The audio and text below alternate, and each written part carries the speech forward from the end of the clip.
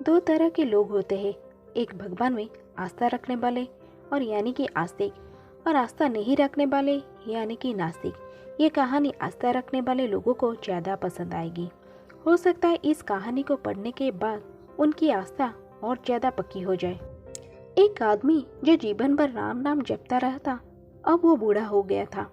बूढ़ा ही नहीं हुआ था, बल्कि इतना कमजोर हो चुका था कि अपनी जगह से बिना किसी सहारे के उठ भी नहीं पाता था।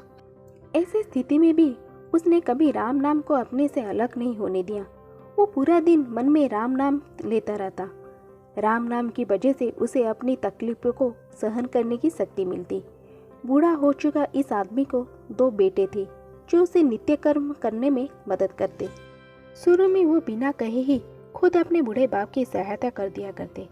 फिर धीरे धीरे जब बाप खुद बुलाता तब आते, लेकिन जैसे जैसे वक्त बीतता गया तो वो 2-3 बार पुकारने के बाद भी मुश्किल से आते और कभी कभी रात को ना भी आते।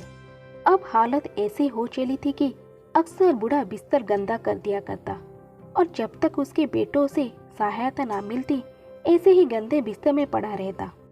बुढ़ापा बढ़ता जा रहा था, उसकी नजर कमजोर हो चुकी थी।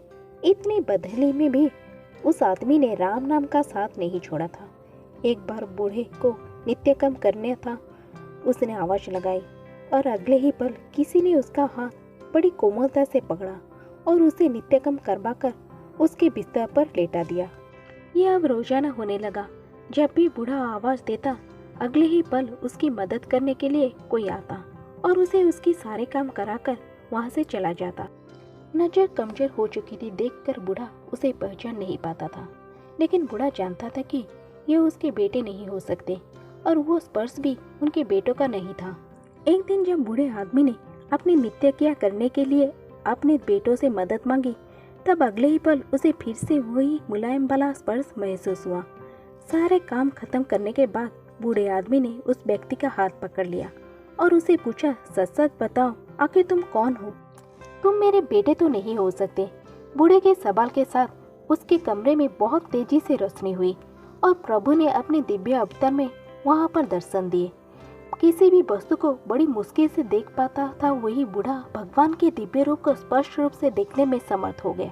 जिस भगवान का नाम वो पूरा जीवन लेता रहा, उसे अपने पास पाकर बूढ़ा उसके चरणों में गिर पड़ा और बोला, भगवान मैं धन्य हो गया जो आपने मुझे साक्षात दर्शन दिया, लेकिन भगवान मैं बहुत शर्मिंदा हूँ क्योंकि मैंने आपसे मेरा नित्य कर्म करवाए।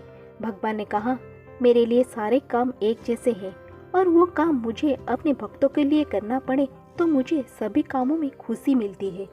बूढ़े ने हाथ जोड़ते हुए भगवान से कहा, लेकिन भगवान आप ये सब करने के बजाय मुझे मुक्त ही क्यों नहीं कर देते? क्या आपके दर्शन मात्र से मेरी मुक्ति संभव नहीं है? ये सब प्रारब्ध की वजह से है।